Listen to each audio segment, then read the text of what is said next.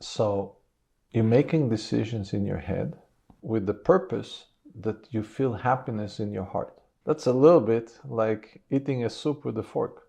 We substitute in that process the feeling of happy with the thought of happy. The thought, as I said, already includes all the garbage, not only our thought, it includes all the environmental garbage that were imposed or we were exposed to. So with that kind of operation, what's the probability that you're going to end up in a situation that you actually feel happy?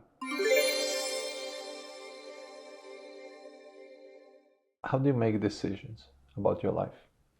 I feel like right now, I feel like most of my decisions have been ways to avoid pain, and ways to feel comfortable. Where do you make those decisions? I would think in my head. All right. So you're making decisions in your head with the purpose that you feel happiness in your heart. Right? Did I sum it right? You did, yes. Okay. That's a little bit like eating a soup with a fork. Yes. You understand why? Yes. All right. When we make decisions with our mind, we think of what will make us feel happy. But we substitute in that process the feeling of happy with the thought of happy, which are not the same. Because the thought of happiness includes all our past experience, all our mental cages, all the limiting beliefs, all the false role models that we were exposed to. This is where people think that if they're going to have a lot of money, automatically they'll be very happy, because that's the media. That's what the media portrays mostly, right? The rich and famous. Most of them miserable. But that's not what you see on social media, on Instagram, right? Everyone portrays their beautiful life. So people think, okay, if I'm going to go to this restaurant, if I'm going to drink Coca-Cola and eat McDonald's, I'm going to be happy. Right? That's the essence of advertising. Yeah. No? Multi-billion-dollar industry, it has an impact. So we substitute the thought of happy with the feeling of happy. And we navigate our life with that device, with the mind. Now, the mind is where all our phobias, all our anxiety, all our fears, again, all our mental structures and limiting beliefs reside. So, first and foremost, if you want to be happy, you need to navigate your life with the device that enables you to feel happy. That device is the heart. There you go. Where's the problem? You don't know how to do that. It's not only you, it's everyone. How do I navigate my life with the heart? The most common thing, especially in the new age woke circles, is I live from the heart. I listen to my heart. Most people don't really understand or know the true meaning of those words. See, why? Because for us to listen to our heart, we need to have access to it. Now, it sounds weird. What do you mean? It's in here. Yeah. I have access to it. Yeah. No, most people don't. Why? Because from 100% of humanity, the experience of pain shows up in their story within the first 6 years of our existence. So the first 6 years, for some people, it's even before they pop up because they feel the mother's pain. But for most people, their own experience, direct experience of pain, is happening within the first 6 years. Big pain. Right? Now, once the pain shows up, there are 3 automatic reactions. One, we develop a belief system that's designed to avert this pain from repeating itself. For example, first time we stick the finger in the socket, unpleasant feeling, not gonna do this again. That's a limiting belief. Mm-hmm. In this case, it's a good one. But another one is, for instance, if my friends that I felt very close to stop relating to me, make me feel an outcast, I don't want friendships. Friendships end up being painful. That becomes a limiting belief. Right? Mm-hmm. So that's reaction, automatic reaction. We all do it, no control over it. Some more, some less, doesn't matter. But that reaction always exists. The second one is suppression.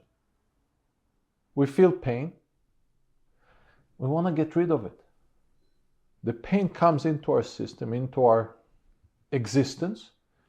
We want it out. It's not a positive feeling. We don't like it. We don't know what to do, especially children. We suppress it.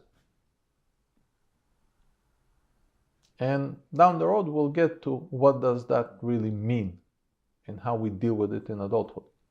The third reaction is, where do we feel big pain? Where did you feel big pain? The pain that your friends stopped being friendly to you in middle school. Where did you feel it? In my body? Yeah. It's probably like in my chest and a little bit like right here. Yeah. In your heart and in your gut. Yeah. Yeah. The heart is not just a pump. It's our main sensor for feeling. All the big emotions we feel in the heart. Big love and big pain. It's always in the heart. Sometimes it's so big that we feel it all over our body. Right? But the center is in our heart. Okay? Now, a young child, when they sense a very big pain, they can't avoid it, they can't avert it, they have no coping mechanism. Mm-hmm. The only thing they can really do is to numb the sensor. So the sensor will feel less. So what do? We reduce the sensitivity. It's an automatic reaction. So over time, it takes a little bit of time, but over time we start feeling less and less pain. If you go back to the first few times that you encountered this rejection from your middle school, from your friends, over time it became less. You learned how to distance yourself, but also you became less sensitive to the reaction. Right? Mm-hmm. So you reduce the sensitivity of your heart. Your ability to sense went down. Now, since the first such reaction, it did not, in your case, it did not happen with your friends. We'll get to it down the road where it started. But it's happening repeatedly with different types of pain. So what happens over time? We gradually reduce the sensitivity of our main sensor. And then we venture into adulthood. So now we operate with the reduced sensitivity. Now that reduced sensitivity, it operates a little bit like a crust over time. It becomes like a crust over the sensor. Or, in other words, an armor. Now, like a good armor, nothing can penetrate, but also nothing can come out. So it becomes an inhibitor to how we can express our feelings. Mm. Not only how we sense them, but also how we express. Okay? And with that, we start operating our life. So now, the device that tells you, are you happy or not, is not fully accessible, only partially. And you don't know that you're supposed to access it and navigate your life with it. Now, what I'm saying is not only you, it's everyone. Unless they went through a serious and thorough healing process, we don't have full access to this device that's supposed to be. This is the true navigation system for life.